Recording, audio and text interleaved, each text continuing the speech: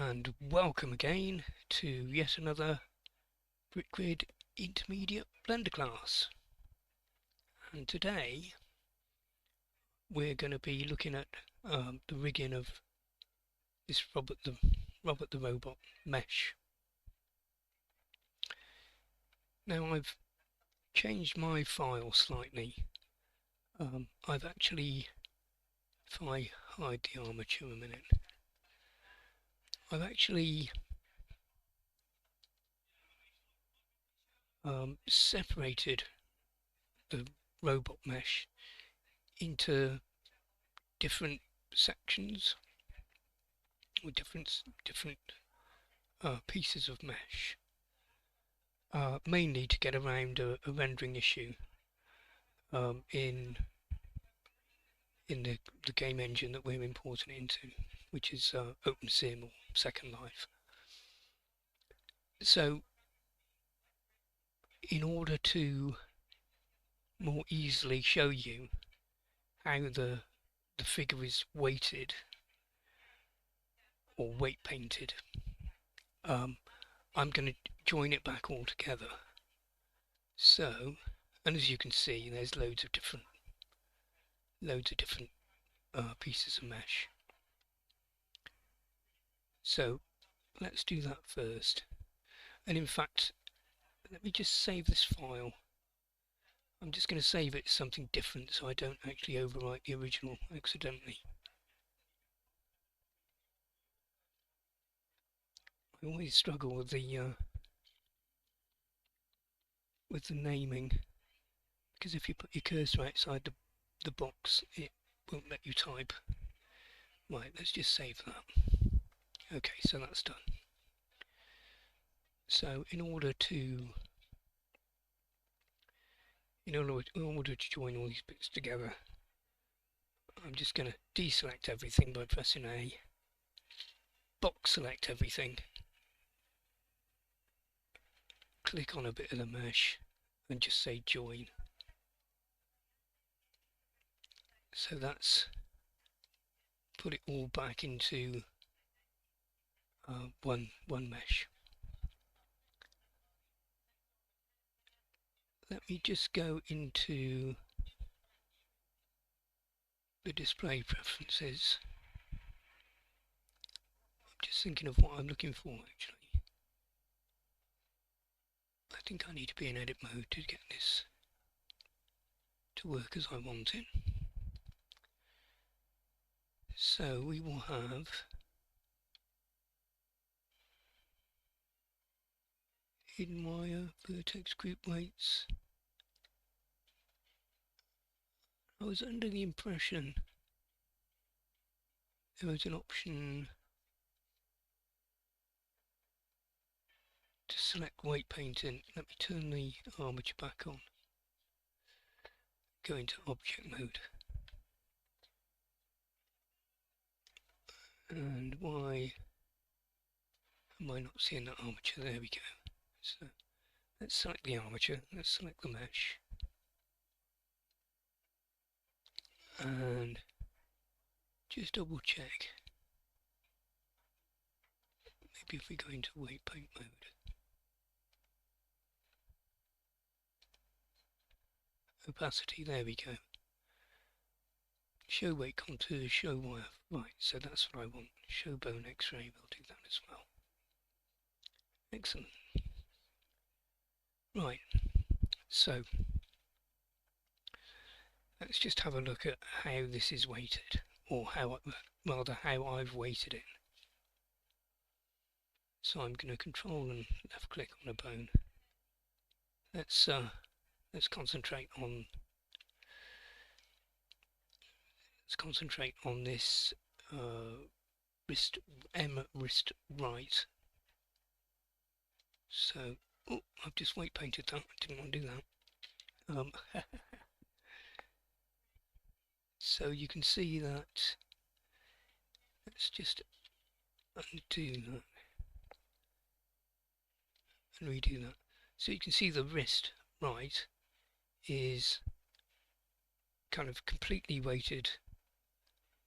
The claw, oh, let me change that to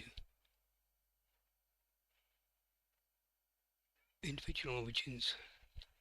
So now I can, so you can see how that's weighted there, and you can see that there's just a little bit of fall off onto the right mist. And you don't have to be too accurate with the weights. You can see for this elbow, nearly all of the mesh is at the end of the, towards the left of the bone, is weighted to a value of 1. And then as you work your way, as the bone ends, you can see I've set it so that it's exerting less force just where that bone ends. And I can show you what that looks like. You can see that that's got quite a nice movement transition on it. And similarly for this, which bit is this? Shoulder right. And if you look inside, you can see that I've not bothered weighting the collarbone at all. That's not weighted to anything. Similarly, the right, well, it's to my right, but the other arm is weighted in a similar fashion. And for example, if we have a look at the neck, let me just toggle that off if I can. So the neck, you can see that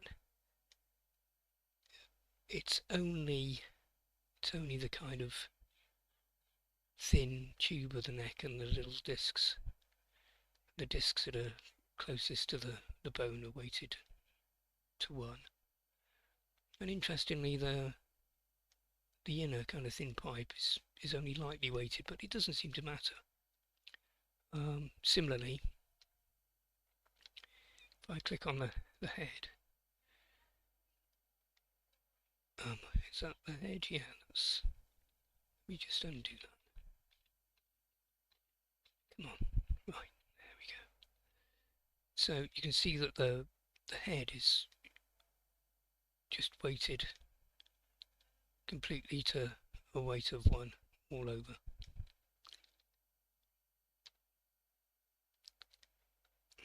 And then for the chest, you can see I've just weighted it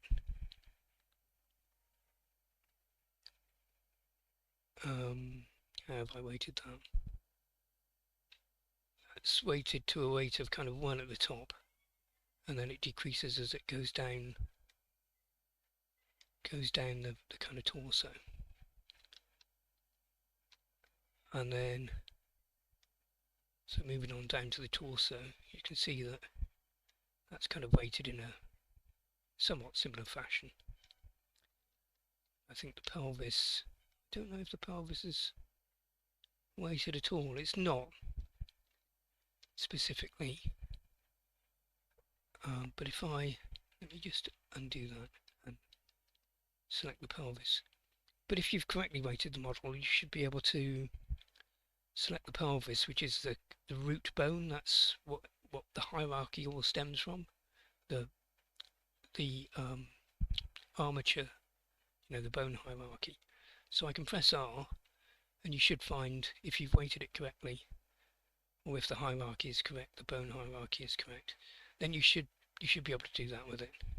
So in other words, if you animated the pelvis bone, like by jumping it up in the air or whatever, the whole mesh would move. So let's have a look at the legs. So for the right hip,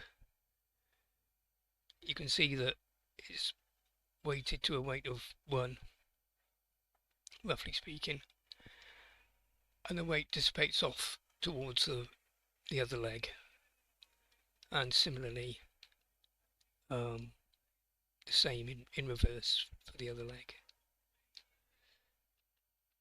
Then if we look at the knees, or the knee, you'll see that that's weighted to a kind of weight of 1 down to the ankles. In fact, I think I have done the ankles, but I don't think I've done much on the foot. No, so I've not weighted the actual foot.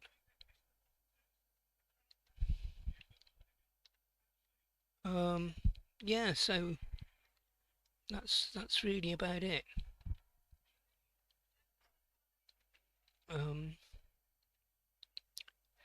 So if I would go back into pose mode,